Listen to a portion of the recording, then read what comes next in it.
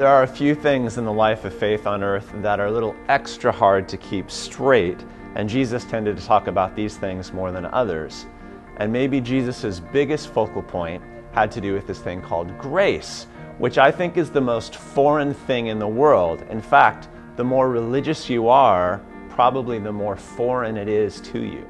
Grace is radical generosity. You could actually call it radical moral generosity, because grace is when God blesses us, empowers us, gives us good things in spite of our immorality. Grace is when God lets sin slide.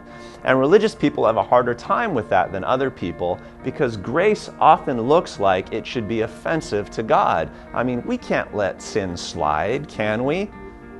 Well, we should definitely avoid sin. Not because it's so deeply offensive to God, but because it harms us and other people.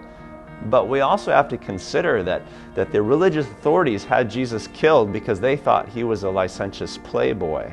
They thought he was dishonoring God by tolerating people's sinfulness.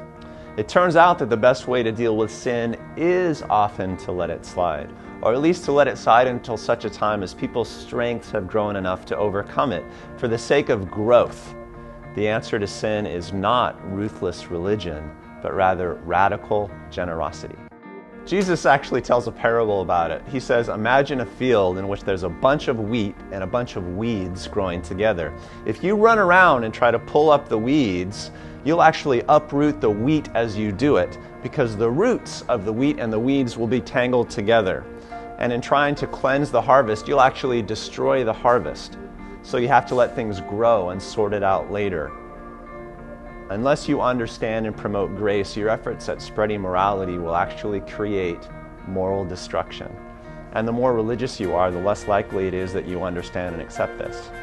So how do you get your head around grace? And how do you walk in grace and show it to the world? Not just in some religious doctrinal way, but in the real way that Jesus did.